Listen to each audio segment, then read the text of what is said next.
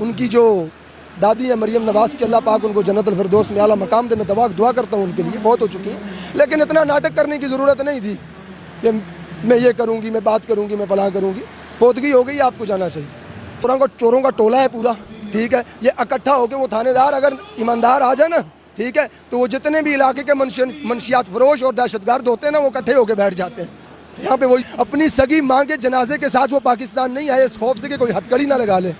ان کا صرف اور صرف مقصد جو ہے نا، مقصد اور اندر چمڑی جو اوپر اوڑی ہوئی ہے اس کے اندر یہی ہے کہ جو ہم لوٹ کے کھا چکے ہیں اس پہ ہم سے حساب نہ لیا جائے، ٹھیک ہے، اور کسی طرح ہمیں NRO مل جائے، بات وہی ہے، ٹھیک ہے۔ اور ٹھگ بیٹھے ہوئے ہیں، رنگ باز بیٹھے ہوئے ہیں، ٹوپیاں پہنا رہے ہیں عوام کو، ٹھیک ہے۔ السلام علیکم ناظرین، میں ہوں آپ کا میزبان حسنین، آپ دیکھ رہے ہیں نیا پاکستان۔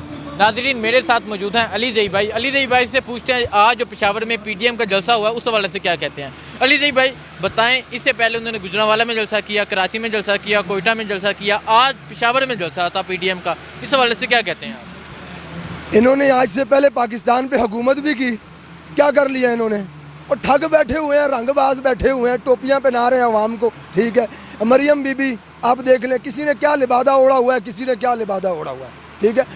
پیپلز پارٹی کو پورے پاکستان کے اندر آدھی صدی سے پرانے ان کے سپورٹر جو ہیں ان کے ساتھ کوئی ایک قابل آدمی نہیں ملا تھا، وہ جو ٹھیک سے اردو نہیں بول سکتا اس کو بنا کے بٹھایا ہوا ہے کہ یہ ہمارا لیڈر ہے۔ مریم بی بی کو دیکھ لیں، پتا جی سے حکومت گئی تو بیٹی ہی جمہوریت کے علمبردار جو جمہوریت کی بات کرتے ہیں، یہ اتنے بڑے ٹھگ ہیں، خاندانی چور، کہ یہ جمہوریت کی بات کرتے ہیں۔ آپ مجھے ایک بات بتائیں، پوری دنیا کے اندر جہاں جمہوریت ہے وہاں کوئی بھی وزیر اعظم چلا جاتا ہے اس کے بعد اس کا بیٹا یا بیٹی آتی ہے؟ کبھی نہیں آئے گا۔ انگلینڈ کو دیکھ لیں، دوسرے کسی ملک کو دیکھ لیں، یہاں پہ صرف انہی کی اولادیں کیوں آتی ہیں، کوئی اور کیوں نہیں آتا؟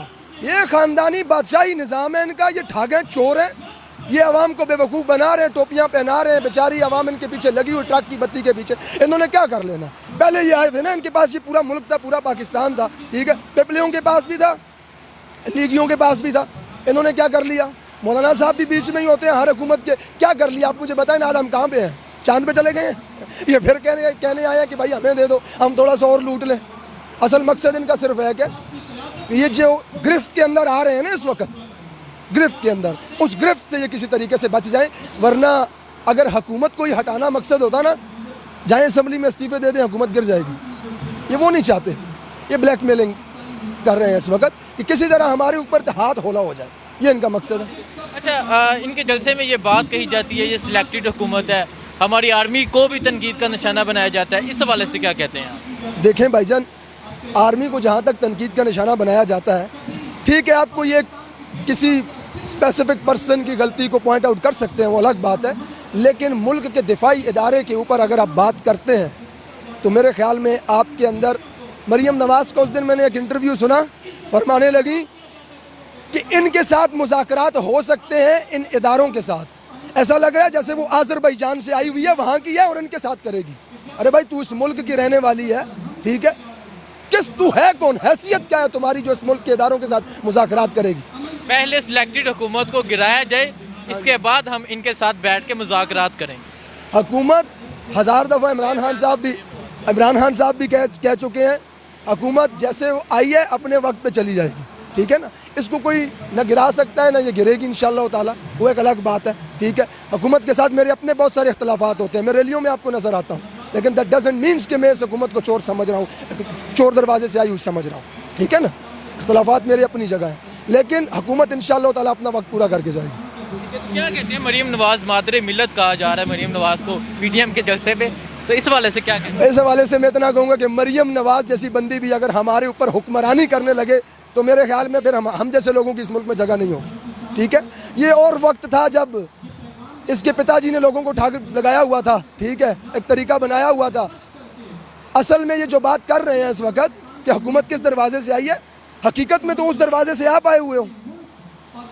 بلاول بھٹو زرداری خود کہتا ہے کہ نواز شریف بیٹا ہے ضیاء الحق کا، ٹھیک ہے، یہ ایک دوسرے کو گالیاں دینے والے، ایک دوسرے کی انتہائی غلیظ ترین توہین کرنے والے، ایک دوسرے کی لیڈیز کی، ایک دوسرے کی خواتین کی، ٹھیک ہے، وہی آج ایک ہی جگہ پہ بیٹھے ہوئے ہیں صرف اس حکومت کے خلاف۔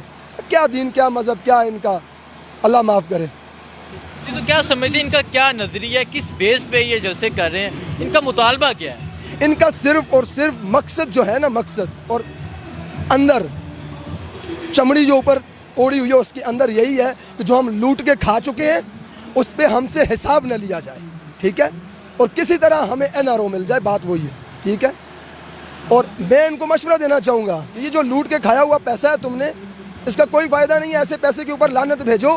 میں نواز شریف کو کہنا چاہوں گا جن کے لیے آپ نے اتنا کچھ کیا, اپنی سگی ماں کے جنازے کے ساتھ وہ پاکستان نہیں آئے اس خوف سے کہ کوئی ہتھکڑی نہ لگا لے, ٹھیک ہے. ان کے لیے اتنا کچھ کر کے تم بیٹھ گئے ہو, خود بھی آج باہر بیٹھے ہوئے ہو. آج ایک دوسرا تماشا یہاں پہ ان کی جو دادی ہے مریم نواز کے, اللہ پاک ان کو جنت الفردوس میں اعلیٰ مقام دے, میں دعا کرتا ہوں ان کے لیے, فوت ہو چکی ہیں, لیکن اتنا ناٹک کرنے کی ضرورت نہیں تھی کہ میں یہ کروں گی, میں بات کروں گی, میں فلاں کروں گی. فوتگی ہو گئی, آپ کو جانا چاہیے. اچھا, گلگت الیکشن ہوا ہے, گلگت الیکشن میں پاکستان تحریک انصاف نے ون کیا ہے, لیکن پیپل پارٹی کی طرف سے, نون لیگ کی طرف سے کہا جا رہا ہے یہ پھر دوسرے طریقے سے آئے ہیں, اس حوالے سے کیا کہتے ہیں آپ؟